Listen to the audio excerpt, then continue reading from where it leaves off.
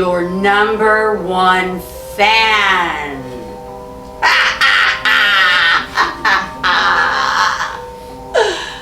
You know, everybody has their own process, and I saw the movie when it came out in the early 90s, and of course loved it. Kathy Bates made it very iconic. And so when the shoes are that big to fill, I really just had to shut off and do my own work and not watch the movie, not read the book. I've just kept her very private and intimate and just coming from me and going to those dark places. It's been very, very enlightening.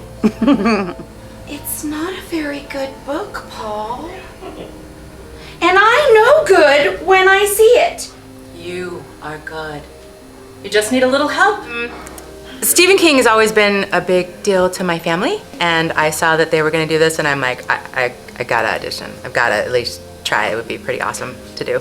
I would say it leans a little bit more heavily on storyline from the movie, because the book is super, super dark and even more crazy than anything that the play even does. But we also want to make it our own. You know, just bringing what it feels to embody those people as us. Quite a role to play, for sure. Do you want me to finish the book, or do you want to sit here and have a nice chat? Don't take that sarcastic tone with me. Don't pretend you don't know what I'm talking about. Well, it's really kind of a character study of just someone's psychosis, you know, and obsession, and you know what fame and you know, misplaced love can do to someone who's kind of already a little bit, say, far beyond the spectrum and maybe going over the edge. The biggest thing I've learned, especially in the last week, is that I'm on stage for the whole show, and this is just me and essentially one other actor on stage, and I don't leave at all. But it's also a super intimate piece. It's two people, you know, going for 90 minutes, just going at each other, and it's just really, at the end of the day, what really any actor worth their salt wants to do. Did you have dinner with me tonight?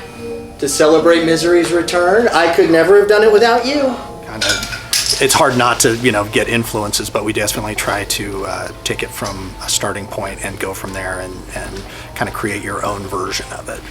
I love the book and the movie, and actually what had happened was I was rewatching the movie and somebody told me they were doing the show here, and I thought, well, I definitely have to audition for that. This game, you crazy bitch.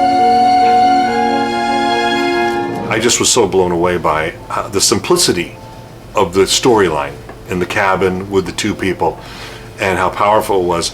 And I instantly, when I saw it, I was like, well, why isn't this done on stage? And then all of a sudden last year at this time in January, Dramatic Publishing goes, well, guess what we've got? Misery. And I'm all, oh, I always want to do this. Yes. There was an amazing amount of talent that came out for this. But these two casts that I have right now, I really go back. I don't know how I could have just chose one out of that, because they are both so good and they do such different things with the roles that it's just a joy to watch both of them bring this story to life. And you know what you're getting. You just don't know what kind of crazy it is. Is it a happy, sweet crazy, or is it the opposite? To Misery. Misery.